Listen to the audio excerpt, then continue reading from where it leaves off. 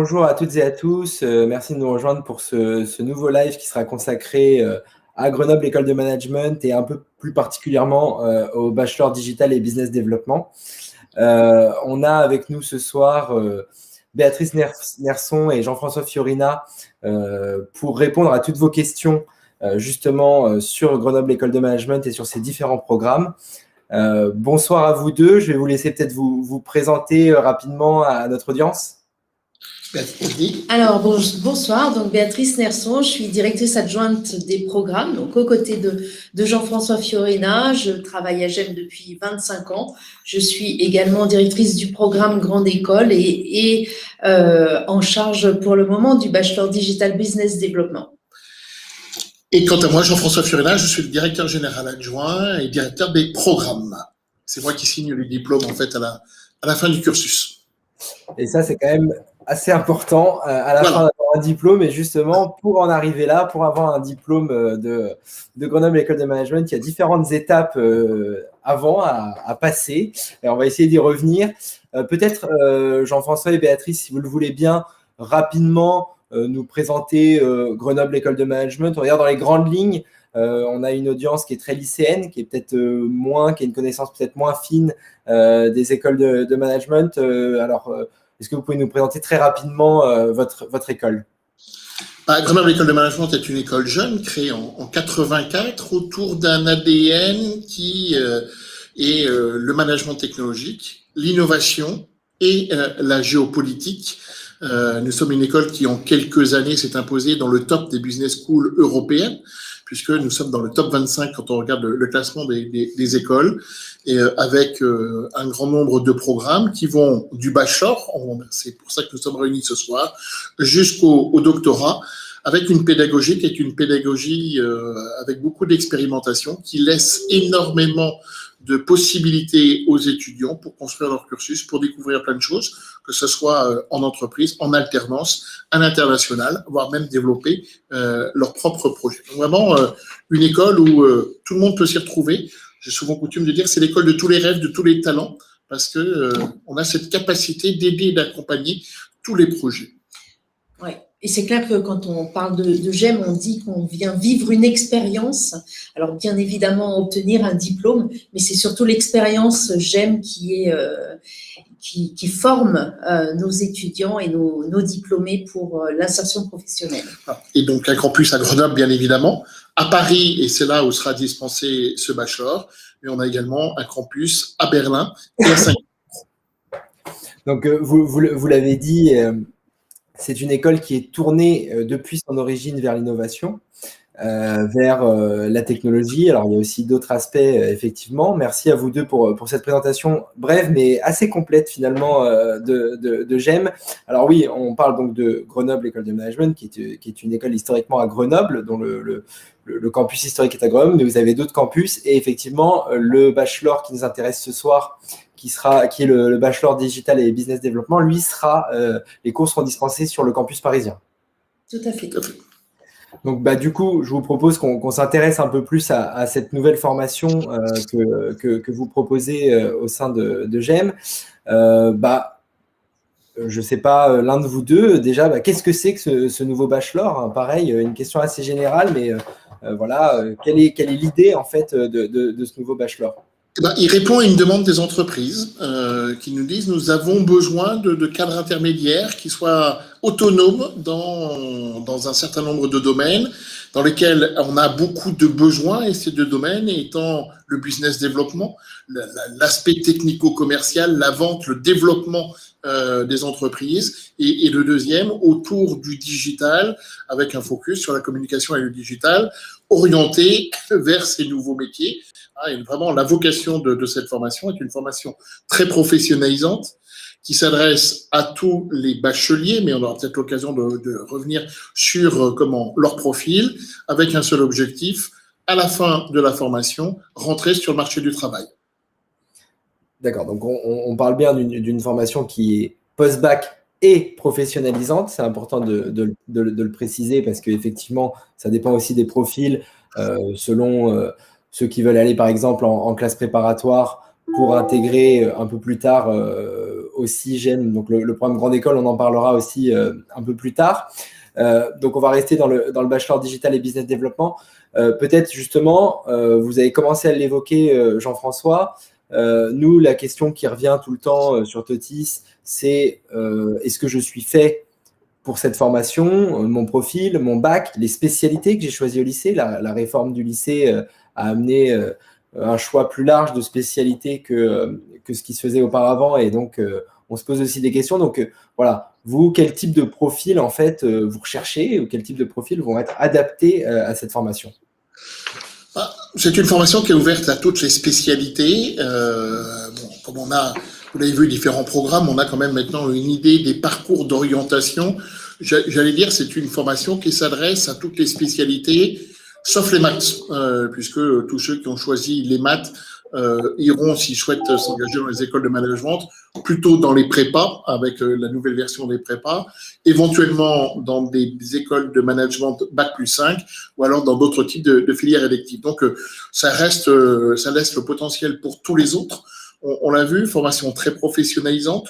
Tout le monde a sa chance. On ne veut pas avoir des élèves qui s'engagent par défaut en disant tiens, ça me paraît bien, etc.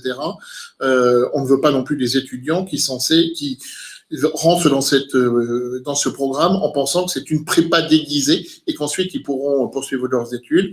On est très clair là-dessus. 3 années d'études, on aura là aussi l'occasion de voir un petit peu comment est articulé le cursus et l'innovation, on se l'applique à nous parce qu'on a vraiment une démarche progressive avec un certain nombre d'étapes et à la fin pour avoir un emploi. D'accord. Je ne sais pas si Béatrice, vous vouliez ajouter quelque chose sur cette première présentation. Non, c'est parfait. Merci. Jean-François a été très complet. Alors, si vous voulez bien, on va prendre quelques questions en direct. Alors, je rappelle à celles et ceux qui nous regardent qui peuvent poser des questions sur le formulaire de contact. Là, j'ai reçu des questions sur le formulaire de contact. Ils peuvent aussi, ceux qui nous suivent sur YouTube, peuvent aussi poser des questions dans le chat YouTube. Alors, on a reçu 2 questions qui se recoupent un petit peu sur le formulaire de contact. Donc, déjà, c'est une question d'Émilie qui dit est-ce que le diplôme est reconnu à l'international? Je ne sais pas trop ce qu'elle a. C'est une très bonne question. C'est un diplôme qui est visé. Donc, c'est un diplôme qui est reconnu par l'État français et donc qui est valable dans le monde entier.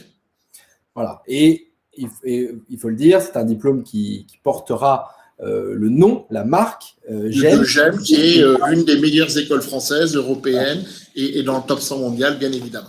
Voilà, c'est important aussi de le dire, c'est que c'est un diplôme qui, dans le cadre d'une école, et cette école-là, effectivement, même si le diplôme est nouveau, donc il n'a pas encore… nouveau, mais c'est ce que je voulais dire. Voilà, on parle bien d'un programme qui est nouveau, donc qui n'a pas encore qui n'est pas encore connu à l'international, mais c'est le programme d'une marque qui, elle, est très reconnue à l'international. Qui est reconnu. Et puis, c'est vrai que le diplôme est nouveau, donc il y a beaucoup de choses à faire avec les étudiants qui vont l'intégrer. Mais peut-être que j'aurai l'occasion d'en parler après. Mais c'est surtout que ces jeunes diplômés bachelor rejoindront plus de 36 000 diplômés de GEM qui sont déjà dans le monde entier. Et quand on est diplômé de GEM, on fait partie d'une famille, quel que soit le diplôme que l'on a obtenu. Merci beaucoup, Béatrice, pour votre réponse. Je vous propose qu'on reprenne encore 1 ou 2 questions en direct et ensuite, on avancera peut-être sur justement comment vont s'articuler ces 3 années. Donc là, on a une question de Jean qui dit « Quels enseignements de spécialité faut-il choisir pour intégrer le programme Bachelor de Grenoble École de Management ?» Je l'ai évoqué, toutes les spécialités, en sachant que ceux qui n'ont pas fait maths ont également toutes leurs chances. Ce que je disais, je pense que ceux qui ont pris les maths iront plutôt vers un choix de prépa. Après, derrière, c'est toutes les spécialités. Et puis, dans le dossier scolaire, pas de complexe à avoir. On est sur un concours avec un oral. Donc, ça laisse vraiment sa chance à tout le monde. Encore une fois, des étudiants qui ont envie de s'engager et par rapport aux 2 filières que nous proposons dans ce bachelor. Merci Jean-François. Justement, donc, comme on parle des voies d'accès, est-ce qu'on peut tout de suite évoquer comment ça se passe pour postuler à ce bachelor? Comment ça va se passer? Quel type de voie d'accès? Donc, c'est un concours, c'est un dossier, comment ça marche? C'est Béatrice qui gère, donc je vais laisser répondre. C'est un concours, donc il est disponible sur Parcoursup. Je vois déjà des candidatures qui vont être étudiées à la clôture. Donc, ils ont jusqu'au 11 mars pour choisir, pour faire leurs vœux et inscrire dans la liste des vœux qu'ils font pour l'année prochaine, pour les bacheliers. Donc, ce bachelor digital via le concours Passerelle Bachelor, qui regroupe 5 écoles en France. D'accord ? Mais chaque candidat est libre de choisir l'école dans laquelle il souhaite postuler par le biais du concours Passerelle. Donc ça, c'est une première chose. Vous avez jusqu'au 11 mars inclus pour faire vos vœux. Ensuite, jusqu'au 8 avril pour compléter vos dossiers avec toutes les informations qui vous sont demandées. Confirmer vos vœux avant la phase d'admission au mois de mai. Et vous passerez les épreuves orales courant avril. Voilà, donc merci beaucoup Béatrice. Donc le concours Parcoursup, on est en plein dedans. C'est tout l'objet effectivement de ce salon virtuel, c'est de répondre aux dernières questions. On est dans la dernière ligne droite. Il reste que quelques jours, vous l'avez dit, jusqu'au 11 mars. D'ailleurs, si vous voulez plus d'informations, vous pouvez aller sur le stand virtuel de GEM sur Totis, où il y a aussi des petites infographies, plein d'informations sur les bachelors de GEM. On va reprendre encore une ou deux questions en direct. On a une question de Coralie qui dit je fais une terminale ST2S, puis-je candidater pour ce bachelor? C'est des questions techniques, attention. Et oui. La réponse est oui. La réponse est oui. Voilà. Oui, on sait très bien quand les jeunes lycéens s'orientent, ils ne savent pas vraiment où aller. Et c'est vrai que toutes les portes sont ouvertes pour ce bachelor. Voilà, donc ça c'est important de le dire. Il n'y a pas ni de bac ni de spécialité qui vous exclure en fait de candidater à ce bachelor. Non, puisque c'est un concours. Donc on va prendre sur leur dossier leur moyenne de français, leur moyenne d'anglais. Et puis, ils vont proposer la spécialité qui leur semble la plus pertinente, avec la meilleure note, évidemment, pour que l'on calcule leur score derrière. Et vraiment pour montrer le fait qu'on est ouvert à toutes les spécialités, lors de l'oral qui se passe en 2 parties, dans une première partie, on va demander au candidat de prendre un des thèmes de sa spécialité qui l'a intéressé, de nous dire pourquoi et d'échanger avec nous là-dessus. Donc, on voit bien que tout est ouvert et que vraiment tout le monde a sa chance. C'est vraiment une marque de fabrique de GEM de se dire tout le monde a sa chance et en fonction de ma série d'origine, je peux la valoriser quand je passe le concours d'entrée. D'accord. Donc, à l'oral, on peut avoir envie de parler de physique, chimie, on peut avoir envie de parler de littérature. Sans aucun problème. On n'a aucun a priori. On n'est pas dans de la sanction avec des questions de cours pures et connaissances. C'est pourquoi, comment, qu'est-ce qui fait que ce candidat a envie de nous parler de ce sujet? Qu'est-ce que ça a évoqué pour lui? Comment il l'a appréhendé? Comment il a travaillé? Voilà. Quels sont les projets qu'il a menés au cours de cette spécialité? Donc, il y a plein de choses à dire sur ces sujets. Même si c'est éloigné, même si c'est a priori éloigné du monde des écoles de management. D'accord, merci beaucoup à vous deux pour toutes ces réponses. Je pense qu'on a bien compris effectivement les voies d'accès, le profil attendu, et on a bien compris qu'il n'y avait pas de profil type attendu, c'est important de le préciser. Je vous propose qu'on rentre un peu plus du coup dans comment vont se dérouler les études au sein du bachelor Digital et Business Development. Alors, du coup, il y a une question qui est arrivée en direct, qui est une question qu'on allait évoquer, qui va concerner les matières. Alors, on ne va peut-être pas rentrer dans le détail de toutes les matières, mais plutôt des grands domaines de compétences qui vont être étudiés au sein de cette formation. Alors, c'est un programme qui va se passer en 3 ans. Pour les 2 premières années, il y a différents univers. Un premier univers avec des interventions de développement personnel. C'est important pour nous que les étudiants puissent réfléchir à ce qu'ils ont envie de faire, l'accompagnement de leur projet professionnel, savoir communiquer, savoir convaincre, toute une partie de e-réputation. Ensuite, toute une partie de cours. Alors, on va partir des fondamentaux pour aller sur une plus grande spécialisation. On l'a dit, beaucoup de pratiques, donc des dossiers d'action terrain En première année, l'étude ou la création d'un produit innovant et ensuite de venir le présenter. En deuxième année, une monographie d'entreprise. Et puis ensuite, un projet social. Donc ça, c'est comment est articulé le programme. En fin de deuxième année, les étudiants partent à l'étranger pour une expérience de 3 mois. Et la dernière année se passe tout en alternance.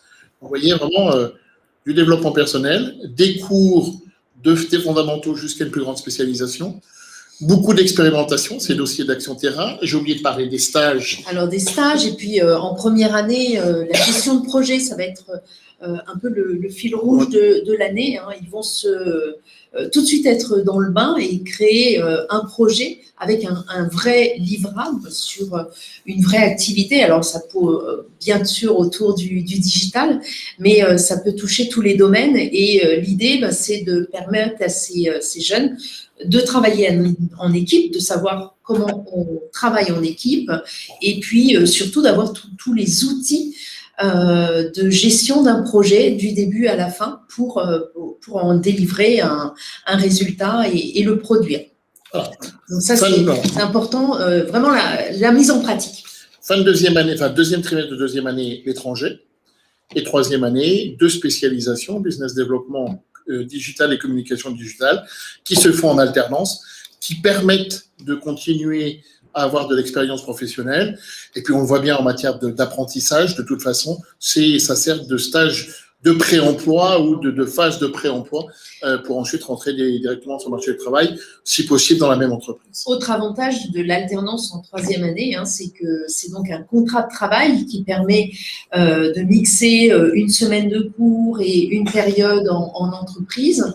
On est salarié de l'entreprise, elle paye donc l'étudiant qui vient en formation à l'école et elle finance la dernière année de scolarité, donc au niveau des frais de scolarité. Toujours intéressant. Donc c'est important de le dire parce qu'effectivement, il va y avoir l'aspect vraiment, et on le dit depuis le début, professionnalisant. Et donc, du coup, la troisième année, quoi qu'il arrive, sera en alternance. Et donc là, on aura vraiment un pied en entreprise, et ça c'est important dans le cadre d'un diplôme professionnalisant, et en plus ça permet effectivement à la fois de ne pas avoir les frais de scolarité à sa charge et d'être rémunéré. Donc c'est un triple avantage, l'alternance qui se développe d'ailleurs beaucoup dans les grandes écoles, parce qu'on se rend compte de tous les bienfaits de ce format. Donc on a commencé à évoquer l'international, ça c'est une question qui revient beaucoup aussi. Vous nous avez parlé Jean-François du deuxième semestre de deuxième année à l'international. Donc quel type d'échanges internationaux? Est-ce qu'il va s'agir d'échanges universitaires avec des partenaires de l'école? Est-ce qu'il peut s'agir de stages? Enfin voilà, quelles sont les expériences en fait à l'international? Les deux. Ça peut être un échange académique, c'est-à-dire qu'on envoie l'étudiant chez un de nos partenaires. Alors aujourd'hui, nous avons 125 partenaires dans le monde entier, donc il y aura bien évidemment des choix à faire, des sélections. Mais on a le temps d'ici la deuxième année d'approfondir les choses. Et puis, sinon, c'est un stage. On a des offres de stage, on accompagne les étudiants dans leur recherche, on leur fait rencontrer des entreprises, on pilote leur carrière et leurs projets. Donc, il y a tout un tas des équipes à leur disposition pour travailler là-dessus, simuler des entretiens, préparer des CV, des lettres de motivation, récolter des CV pour les entreprises qui nous le demandent également. Donc, il y a un accompagnement fort. Le stage est obligatoire. Ça fait partie du cursus, ça fait partie de l'apprentissage, de la mise en pratique de ce qui aura été vu dans la salle de classe. Et donc, fin de première année, un premier stage, deuxième année, également, et troisième année en alternance, donc avec une belle expérience à la clé à l'issue des 3 années. Merci beaucoup Béatrice pour votre présentation très complète. Je vous propose qu'on reprenne quelques questions qui sont arrivées entre-temps en direct. Donc on a une question de Coralie qui nous demande quels sont les frais d'inscription pour chaque année. Enfin, je pense que pas les frais d'inscription, du coup, les frais de scolarité. Les frais de scolarité de chaque année, c'est, très exactement, il me semble, 7 950 € par an. D'accord. Voilà. Pour les 2 premières années, financées par les étudiants ou par leurs parents ou par d'autres biais. Et de toute façon, on a une cellule d'aide et d'accompagnement sur cet aspect financier. Et la dernière année, Béatrice l'évoquait avec l'apprentissage. Le contrat d'apprentissage. Et sur le financement, c'est important de parler de financement parce que, bien évidemment, on les accompagne. Beaucoup d'étudiants s'engagent avec des prêts étudiants, ça se fait énormément. Et c'est pas un boulet que l'on va traîner toute sa vie, hein, parce que c'est un investissement que l'on fait sur la formation et sur le futur. Donc, les banques sont donc toujours disposées. On a effectivement une personne qui s'occupe de l'accompagnement au financement pour les personnes qui auraient plus de difficultés. On a aussi un principe d'aide, de bourse sur les frais de scolarité qui nous permettent de réduire un petit peu pour les étudiants en situation plus délicate. Oui, nous, on le dit souvent sur les formations payantes, il ne faut pas voir le prix comme quelque chose qui soit forcément un frein, puisque effectivement, il y a le fait de s'engager dans une école telle que j'aime, c'est la garantie de l'insertion professionnelle et du salaire à la sortie. Et donc, voilà, la plupart des étudiants en grande école de management font un prêt bancaire, la grande majorité. Voilà, et c'est quelque chose qui est tout à fait... voilà, faut pas s'auto-censurer là-dessus. Et effectivement, les écoles aussi accompagnent. Et bien sûr, il y a les bourses, l'alternance. Enfin voilà, il y a plein de solutions en fait par rapport aux frais de scolarité. Et c'est toujours important de le rappeler lorsqu'on parle effectivement de formation dans une grande école de management. Si vous le voulez bien, peut-être, je voudrais qu'on s'intéresse un petit peu, on parle beaucoup, donc on a beaucoup parlé de comment allaient se dérouler les études, les matières, etc. Alors du coup, on parle d'employabilité, on parle d'une formation professionnalisante. Mais alors, quels sont un peu, alors c'est une question qui est assez vaste, mais quels sont un peu les débouchés professionnels ou en tout cas les métiers qui peuvent intéresser les étudiants qui vont faire le Bachelor Business Development. On l'a vu, il y a 2 filières en dernière année, une filière Business Development et une filière Digital et Communication Digitale. Si je prends la première, ce sont tous les métiers du développement commercial, développement marketing, création de nouveaux produits, de nouveaux services, de nouvelles activités, de points de vente, de filiales. Enfin, on reste vraiment dans un push commercial, plutôt orienté vers des entreprises technologiques. Et quant à la filière communication et marketing digital, là, on est dans tous les nouveaux métiers qui sont en train d'exploser sur du brand management, du community management, du traffic management, de la e-réputation. Ça peut être également pour des étudiants qui auraient une fibre entrepreneur, qui correspond également à l'état d'esprit de j'aime de créer sa propre entreprise dans ce domaine. Peut-être également le temps que les étudiants arrivent dans 3 ans.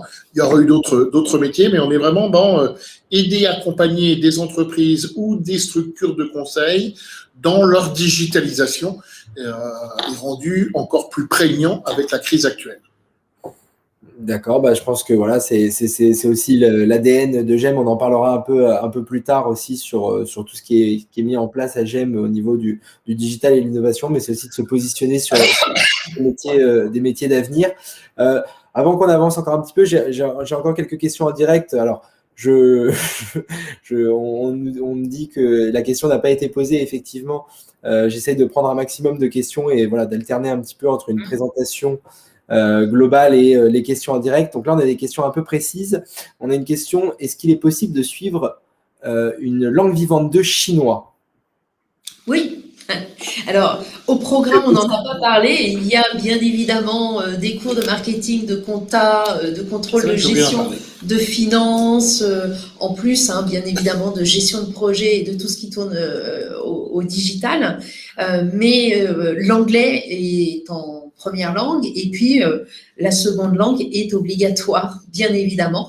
Et le chinois en fait partie. Donc, toutes les langues courantes, chinois, espagnol, italien, allemand, arabe, russe, portugais, sont des LV2 que nous développons.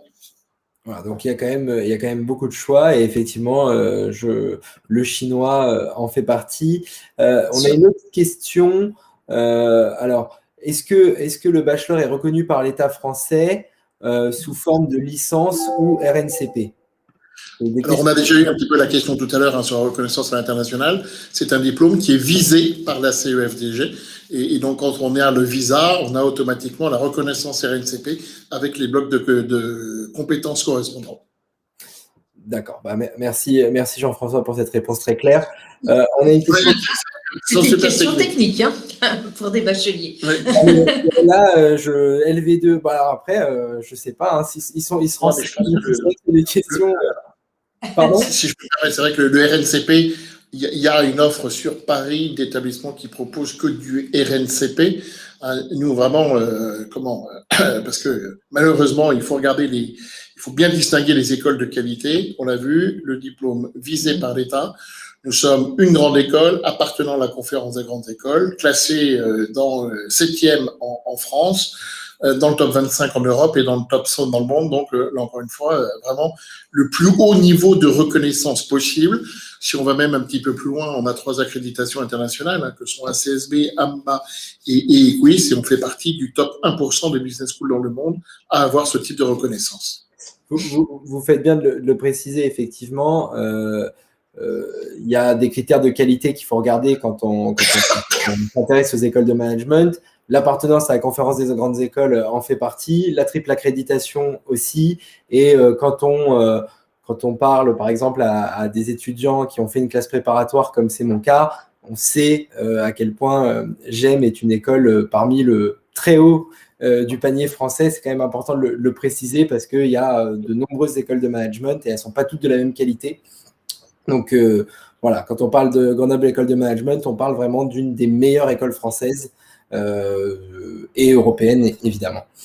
Donc j'ai une autre question en direct de Fort qui demande: est-ce qu'il est possible d'avoir des poursuites d'études en Bac+4 ou 5? Alors, oui, de toute façon, en ayant un Bac+3 validé par l'État, il y a la possibilité de faire des poursuites d'études. Alors, dans des écoles ou dans d'autres types d'établissements. Mais encore une fois, la vocation de cette formation est d'aller ensuite sur le marché du travail, quitte peut-être à revenir refaire des études sur des MSc et MBA quelques années plus tard, mais nous ne sommes pas une prépa déguisée ou vue d'une autre manière. L'objectif que l'on donne aux étudiants, et on l'a vu au travers du parcours de formation qui est professionnalisant, pratique, de l'expérimentation, de la rencontre régulière avec des entreprises, c'est d'aller bosser. C'est important de le préciser. C'est pas toujours aussi clair, effectivement, quand on parle de programme post-bac dans les écoles. Là, c'est très clair. Et effectivement, le fait que la troisième année se déroule en alternance, c'est quand même pour commencer une carrière, c'est pour commencer à travailler. Donc, l'idée, c'est que ce soit une formation. C'est la vocation du contrat d'apprentissage, hein. L'insertion professionnelle plus rapide. Voilà, donc ça, c'est important. Après, pour Fort qui posait la question, si l'idée, c'est de faire, par exemple, un master grande école le programme grande école de Grenoble École de Management, il est tout à fait possible, soit après une classe préparatoire, soit après d'autres formations, BUT, licence, etc., sur les admissions sur titre. Oui, par le biais du concours passerelle. Tout à fait. Donc voilà, faut bien préciser. Comme on parle des écoles, il faut préciser les différents programmes qui sont dans les écoles. Donc là, on vous parle bien du Bachelor Digital et Business Development, qui est une formation post-bac de 3 ans professionnalisante. Et il faut faire le distinguo. En tout cas, merci beaucoup Jean-François et Béatrice pour vos réponses qui sont très précises et très claires, même quand on a des questions techniques. Et c'est vrai que on s'adresse à des lycéens, mais il y a peut-être aussi des parents qui nous suivent et qui ont des questions techniques. Et ils ont raison. Continuez à poser vos questions. On répond à toutes les questions. Il n'y a pas de problème.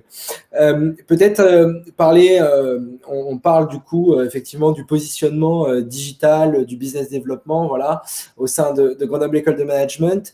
On souhaitait un peu aborder aussi le fait que c'est quelque chose qui s'inscrit dans l'ADN de l'école. Là, on parle d'un nouveau programme, mais qui s'inscrit dans quelque chose de plus global au sein de l'école. Est-ce que vous pouvez nous exposer un petit peu ce qui se passe à GEM au niveau du digital, au niveau de l'innovation, voilà.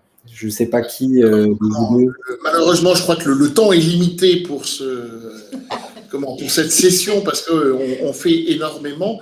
On l'a vu, vraiment, on est au cœur de l'innovation, reconnu pour cet aspect innovation. Le digital en est l'un des aspects. Il y a des options et des cours dans nos différents programmes autour du digital, mais on a également un master spécialisé qui est Digital Business Strategy, et d'ailleurs qui se passe à Paris. Et nous avons une chaire d'entreprise qui tourne autour donc d'Orange et qui s'intéresse à tous les usages du digital dans l'entreprise, avec des publications, des études de cas, des rencontres avec des entreprises. Et donc, bien évidemment, les travaux de cette chaire alimenteront à un moment donné peut-être l'évolution donc des cours, des études de cas sur lesquelles travailleront nos étudiants. Et puis vraiment, pour être tout à fait complet, nous avons 130 profs permanents qui font tous de la recherche et certains sont également extrêmement spécialisés autour du digital. Voilà, donc ça c'est nous. Cette innovation, on la retrouve dans nos publications. Et puis, par des accords de double diplôme que nous avons, alors ça c'est plutôt dans le cadre du programme Grande École, où nous avons été la première école en 2002 à avoir des accords de double diplôme avec des écoles d'ingénieurs qui permettent aux étudiants du programme Grande École d'avoir en même temps un diplôme d'ingénieur. On a un accord avec l'IMT Atlantique à Brest et également avec CYTech à Cergy-Pontoise. Vous voyez ce lien entre management et digital, il est au cœur de l'ADN de l'école, il a évolué en fonction du temps bien évidemment, mais on a cette crédibilité et des équipes de recherche, des liens avec des entreprises, une chaire et des formations. Et donc cette formation, elle s'inscrit dans cette logique et elle paraît tout à fait cohérente. Peut-être parce que je crois que quand on a préparé cette session, hein, vous nous aviez posé la question pourquoi Paris ? Tout simplement parce qu'on sait que c'est là où il y a beaucoup de lycéens et paradoxalement très peu d'offres de bachelor de qualité. On sait également qu'il y a des écosystèmes très forts avec des incubateurs, un grand nombre de startups dans tous les domaines qui vont peut-être révolutionner notre vie et puis de la part des entreprises de toute façon, cette grande préoccupation d'aller encore plus vite autour du digital dans tous les usages, que ce soit dans la formation, dans l'organisation du temps de travail, dans le marketing, dans le développement, dans la gestion de la relation avec les clients, dans la RH. Enfin, vraiment, encore une fois, le digital est au cœur de la transformation des entreprises. Le digital et puis l'innovation, c'est toujours au cœur des programmes. Il y a toujours cette notion, hein, quand nos diplômés sortent, on dit toujours qu'ils sont agiles, ils ont le sens de l'innovation, c'est-à-dire d'améliorer des processus, d'aller vers du mieux vivre ou de la techno, tout simplement. D'accord ? Donc l'innovation, elle est vraiment partout et dans tous les sens. Hein. C'est pas seulement que technologique. C'est pour ça aussi. C'est une façon d'apprendre, c'est une façon de se comporter et puis aussi d'apporter du plus dans les processus en entreprise. C'est la marque de fabrique du gémien. Hein. Quand on reconnaît un gémien dans une entreprise, il a une propension à innover qui est supérieure à la moyenne. C'est pour ça que c'est intéressant d'évoquer ça avec vous, parce qu'effectivement, on parle d'un nouveau programme, mais on parle d'un programme qui va s'intégrer à un écosystème, à une institution, et donc effectivement à aussi tout ce qui va avec et qui va permettre de faire bénéficier des étudiants de ce nouveau programme, de cet écosystème, de cette, j'ai envie de dire presque de cet état d'esprit de l'école autour des sujets de l'innovation. Je vais revenir là sur une question beaucoup plus concrète qu'on vient de recevoir en direct, puisque je le rappelle, donc vous l'avez évoqué, on parle de Grenoble École de Management, mais on parle bien d'un programme qui se déroulera sur un campus parisien. Donc ça c'est important effectivement, parce que quand on a 18 ou 19 ans, et il faut savoir où est-ce qu'on va aller, donc la situation géographique est importante. Et là on a une question peut-être qui est en lien avec ça de Coralie, qui nous dit est-ce qu'il y a un internat? Alors je pense pas, mais peut-être les solutions en termes de logement. Alors, c'est vrai qu'on n'a pas d'internat quand on est dans une grande école, sauf si à Grenoble en tout cas. Et sur Paris, non, les étudiants se logent soit dans des résidences universitaires, dans des appartements en colocation, voilà. Et puis, donc, on est habilité Crous, ce qui fait qu'ils peuvent aussi avoir des logements en résidence étudiante Crous. Voilà, c'est important de le préciser. Donc, il s'agit d'un, je ne sais pas où habite Coralie qui nous envoie cette question, mais effectivement, il n'y a pas d'internat. Enfin, c'est marrant, ouais, c'est marrant ce lien avec l'internat parce que, en fait, quand on intègre une grande école, on intègre une famille et une vie étudiante aussi. Et cette vie d'internat, elle existe, mais à travers des appartements. On est situé rue Didot, dans le 14e, donc voilà. Qui est accessible. Qui est accessible facilement de toutes les gares parisiennes, etc. Donc, encore une fois, pour Coralie, l'accès au campus est facile. Voilà. Et puis, vous l'avez rappelé aussi, Béatrice, il y a aussi la possibilité de logement Crous. Voilà, il existe différentes possibilités. Et évidemment, je pense qu'il y a des interlocuteurs aussi au sein de l'école qui peuvent conseiller. C'est pareil, on a une plateforme qui permet de mettre en relation facilement les étudiants avec des logeurs. Voilà. Et aussi pour créer des colocations, etc. au début de l'année, il y a des groupes. Enfin voilà.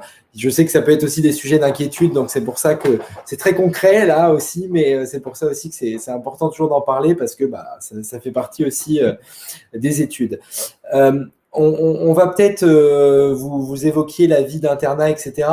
Moi, je voulais qu'on parle aussi un petit peu du coup de la vie de campus, de la vie associative, de la vie culturelle au sein d'une grande école telle que j'aime, des possibilités aussi à côté des études, à côté des cours qui s'offrent aux étudiants. Alors, bon, on est dans une période un petit peu particulière. On espère un retour à la normale, donc on va en parler pour viser le retour à la normale. Bon, ceux qui intégreront le bachelor en septembre, on espère que d'ici les 3 prochaines années, ils pourront vivre une vie de campus. C'est clair. Alors, c'est vrai qu'à Grenoble École de Management et donc à Grenoble, nous avons 22 associations qui sont gérées par les étudiants du programme Grande École. Ces associations, elles ont toute une thématique qui couvre la culture, le sport, la gastronomie, le jeu, la vidéo.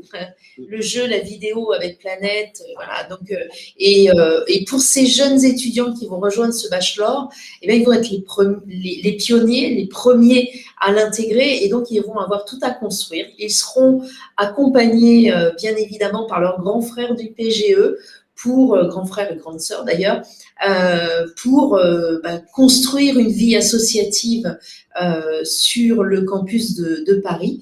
Ils seront accompagnés bien évidemment par un enseignant qui les accompagne, qui les fait grandir, qui professionnalise aussi les choses parce que cette vie associative, elle veille à construire aussi l'étudiant, à lui donner une expérience, des responsabilités fortes.